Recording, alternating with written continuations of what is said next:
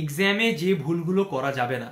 So the most of the common factor হচ্ছে যে অনেক স্টুডেন্ট থাকে যারা এক্সামে আগে ড্রয়িংয়ের নেক্সট লেভেলে প্রিপারেশন নিয়ে যায়, but in a certain period of time আমরা এটা দেখে থাকি যে এক্সামে তাদের কিন্তু পারফরমেন্সটা খুব একটা ভালো হয় না।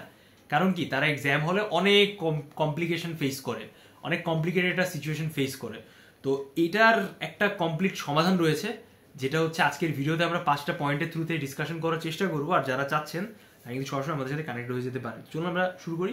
আপনি গুচ্ছভিত্তিক জাতীয় কবি কাজী নজরুল ইসলাম বিশ্ববিদ্যালয় চারুকলা এবং কুষ্টিয়া ইসলামী বিশ্ববিদ্যালয় এবং তাদের মতো সাকসেসফুলি কিন্তু চান্স পেতে পারেন তাদের আনঅফিশিয়াল আর্টস অনলাইন প্ল্যাটফর্ম থেকে। কোর্স অলরেডি রানিং রয়েছে, free of cost. Online exam দেওয়ার জন্য আমাকে সোশ্যাল মিডিয়ায় নক দিন। সবার আগে আপনাকে যে বিষয়টা নিয়ে মাথায় রাখতে হবে যে প্রথম যে এক্সামের ব্যাপার, যে আপনার এক্সামের টোটাল 1 ঘন্টা বা 60 মিনিটস টাইমটা আছে। তো ইন এনি সার্কামস্টেন্সেস আপনাকে এই টাইমটাকে খুব সুন্দর করে ব্রেনে ভালো করে সেট করে নেওয়া লাগবে, যেন আপনি টোটাল টাইমটাকে খুব সুন্দর করে ডিস্ট্রিবিউট করে আপনার আঁকানোটাকে কমপ্লিট করতে পারেন। অলরাইট, সেকেন্ড যে ইম্পর্টেন্ট ব্যাপারটা হচ্ছে যে আপনার কিভাবে আপনি ড্রয়িংটাকে আঁকাবেন তার একটা ছোট্ট করে লেআউট করে নেওয়া আপনার পেজের যে কোনো একটা কর্নারে।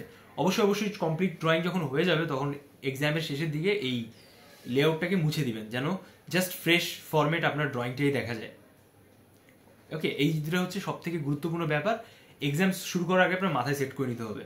দেন হচ্ছে এক্সামের কোয়েশ্চেন পাওয়ার পরের ঘটনা।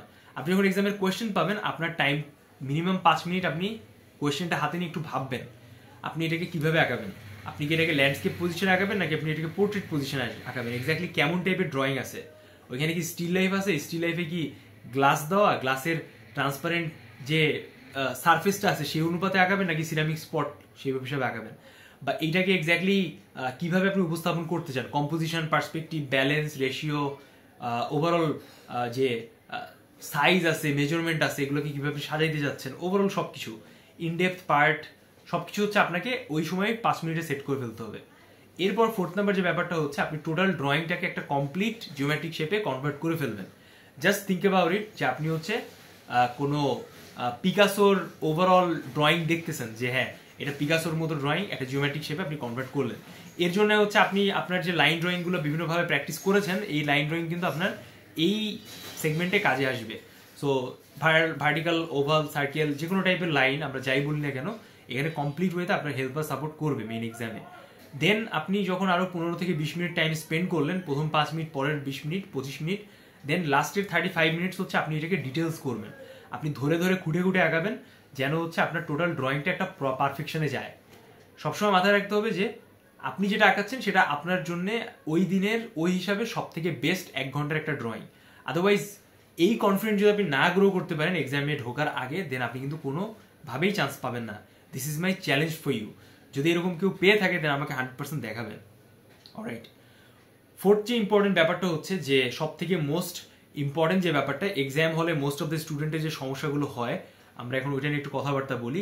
যে অনেক স্টুডেন্ট আছে যাদের হচ্ছে হাতটা ঘামায়, আপনি যখন পেন্সিলটা ধরতেছেন আপনার কিন্তু হাতটা প্রচুর পরিমাণে ঘামাচ্ছে। হ্যাঁ, এটা একটা physical problem, but it's okay. আপনার যদি হাতটা ঘামায় আপনি হচ্ছে জাস্ট হালকা করে আপনার জামার সাথে হাতটাকে একটু স্ক্র্যাচ করে দেন আবার আঁকানো শুরু করবেন।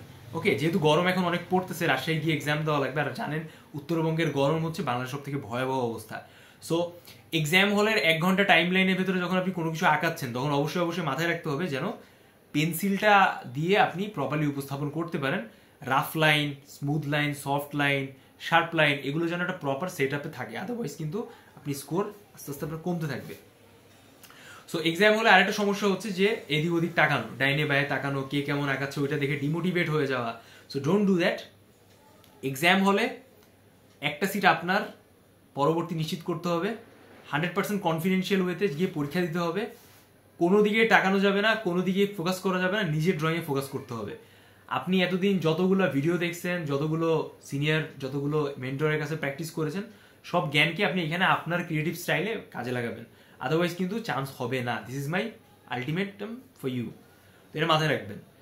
5th নাম্বার যে ব্যাপারটা হচ্ছে, লাস্ট যে সব থেকে ব্যাপারটা হচ্ছে যে এক্সাম হলে ফিনিশিং টাইম, ফিনিশিং পিরিয়ড।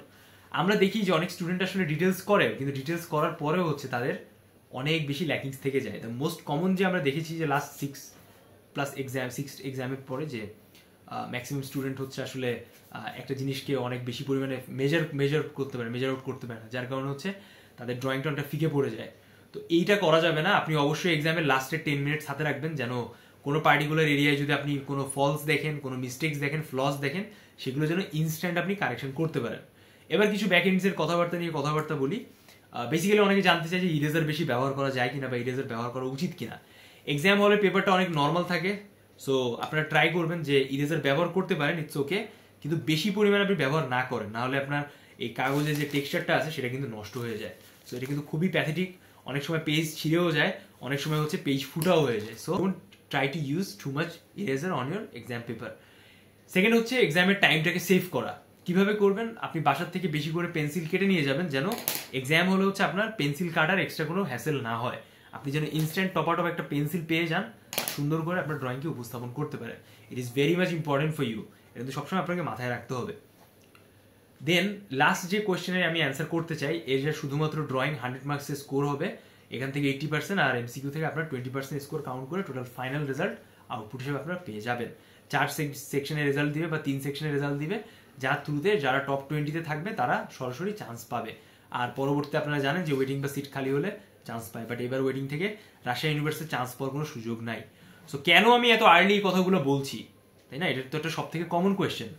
তো এইটার বলার একটা মাত্রই কারণ হইতেছে যে আপনারা যারা বাসায় বসে প্রিপারেশন নিচ্ছেন নিজের থেকে অথবা বিভিন্ন প্রতিষ্ঠান থেকে বা আমাদের অনলাইন থ্রুতে প্রিপারেশন নিচ্ছেন, আপনারা যেন একটু রিহার্সেল করেন যে 1 ঘন্টা সময় আপনি আদৌ এই ব্যাপারগুলোকে ফোকাস করে টোটাল কমপ্লিট ড্রয়িংকে উপস্থাপন করতে পারছেন কিনা।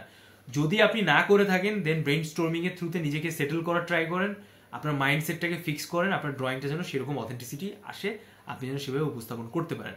আপনারা অবশ্যই কমেন্টস বক্সে জানান কে কোথায় থেকে আসছেন, জয়েন করছেন, কার কি টাইপের কোয়েশ্চেন আছে, আমরা ট্রাই করবো সেগুলো রিপ্লাই দেওয়ার জন্য। ইট ওয়াজ